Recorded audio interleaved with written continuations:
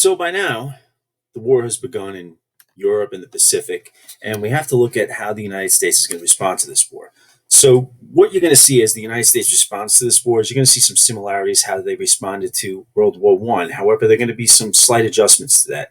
So as the war breaks out in Europe and the Pacific, excuse me, the United States is now going to remain neutral. However, there are going to be some cautions that they take on that, or should I say precautions. So Congress is going to pass something like the good neighbor policy. And you're also going to see the Neutrality Acts. And of course, these are going to be with the goal of keeping the United States out of war. They're going to warn citizens not to travel on ships of countries that are at war. With the good neighbor policy, we're going to remove troops from Latin American countries. And we're also going to not trade with countries that are involved in this war. So initially, when this breaks out, that's what we're going to do. So let's look at the response to this. And when we look at the response to this, I bring you back to some possibly some books that you maybe read when you were younger from Theodore Geist. Of course, you know him as Dr. Seuss. And as soon as I show you some political cartoons from World War II that Dr. Seuss put together, you're probably going to recognize some of the characters or creatures that he uses in his books. So if we look at this first one, drawn by Dr. Seuss during World War II, here we have one of his characters in here. I have no idea what it is, so forgive me on that. He's sitting in the middle of like all of this commotion. You see the sign right there that says "Home Sweet Home," and the caption below says, "Set a bird in the midst of a blitz. Up to now, they've scored very few hits. So I'll sit on my canny, old Star-Spangled Fanny, and on it he sits and he sits." So we're going to look at what Dr. Seuss's opinion is on the United States being neutral, and you're going to see probably a common theme with the rest of his cartoons, but we just wanted to expose them to you. So if you look here, whoever this character is in the Dr. Seuss books, he for now is going to represent the United States. And if you can look at all this chaos that's going on around him is going to represent World War II over in Europe and the Pacific. And of course, we're not involved in it. And, you know, again, it looks like he's very aloof. He doesn't care. He's not going to get involved. So when we look at this cartoon by Dr. Seuss, he's looking at it saying that, you know, well, the United States should probably get involved, but he does not have a really favorable impression about the United States being neutral. So let's look at another one. All right, so here we have another one, another long creature here. We have Adolf Hitler right in the front. And of course, this creature here is representing Nazi Germany. And if we look at the countries he's taken over, we have France, Czechoslovakia, Poland, Norway, Denmark, Holland, Belgium, Yugoslavia, Romania, Greece, Austria. And then, of course, there's a question mark on the rear end of this creature.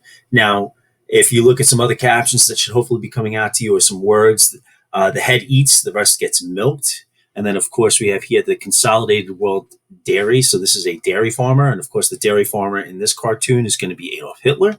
And the question mark on the back end of this, all right? So this could possibly represent, well, the United States, maybe. England, perhaps, since England is over in Europe. And we're going to be worried if all of a sudden Hitler decides to go after England. If Germany does go after England, that's going to be bad for many reasons, all right? Because then we're going to have a superpower that's in the region that has been taken over and is occupied by Germany. That does give Germany, if they do if they do happen to capture England, that's going to be now another launching point for Germany to further engage in U-boat submarine warfare. So if they do capture England, and by they I mean Germany, that is not going to be good news for the world or even the United States. So again, if you look here, you know, we start to see Dr. Seuss's opinion on this. He doesn't really have a favorable impression of us being neutral. Here's another one. Here we have separate beds. You have the United States in one bed. We have Europe over here with all of these diseases or sicknesses: Nazi fever, fascist fever, Blitzpox, Hitleritis, Stalinich. And the United States over here, this character is representing the United States, obviously. You have the stars and stripes and the hat that usually Uncle Sam wears, and of course the beard. And what he's saying is, what a lucky thing, we've got separate beds. And again, this is hinting at the war that's going on in Europe, and we're not involved. All these other countries are involved in this war that's going on in Europe. And if you look down here at this other caption, because we don't want to neglect that, ho hum, no chance of contagion. And of course, the contagion would be World War II. And again, if you look here with Dr. Seuss, he is kind of pointing at the fact that the United States is remaining neutral, and maybe we should possibly be getting involved. Another one here.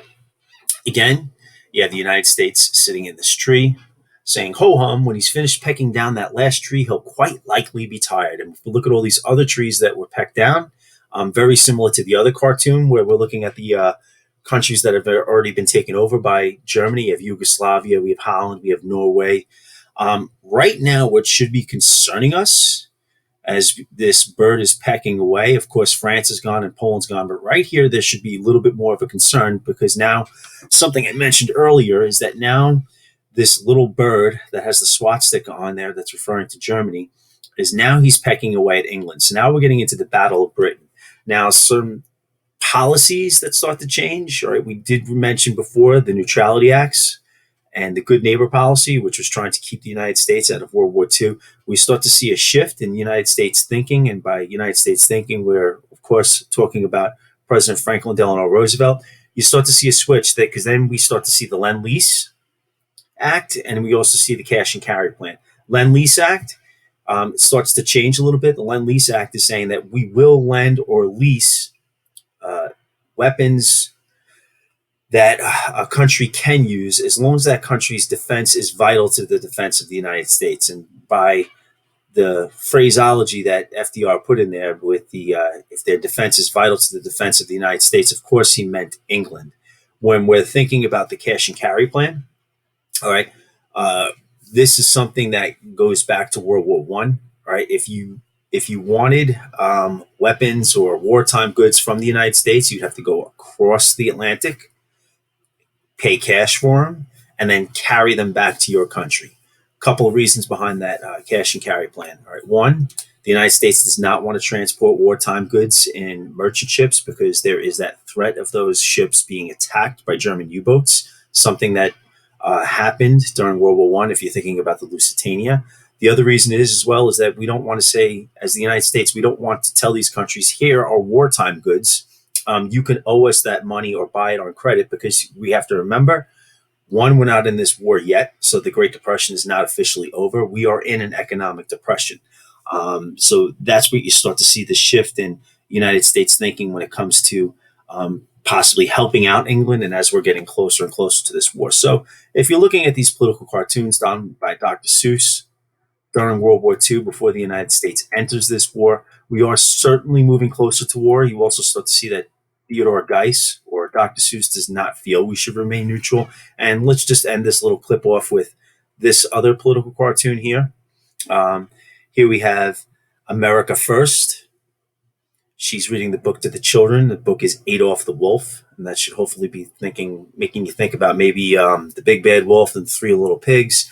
And America First is reading to the children, and she says, and the wolf chewed up the children and spit out their bones, but those were foreign children, and it really didn't matter. There's a hint of that this war is not going to impact the United States. We're not going to be invaded. All right? We are a castle, so to speak, and we're surrounded by the Atlantic and the Pacific Ocean. So it's going to be very difficult for a country to invade us. Not unlikely, but difficult. So just some questions that might go along with this cartoon. Who are the characters reading about in this cartoon here? Yeah, of course, it's Adolf Hitler. And how were the children reacting? And if you look at their faces here, they're very, very scared about what could possibly happen. How does the cartoonist feel about American neutrality, and why? Again, something you saw with the other Dr. Seuss cartoons is that possibly he thinks that the United States should not remain neutral, that we should possibly get involved and help out a country such as England. All right, that's it for now. We'll be back with more clips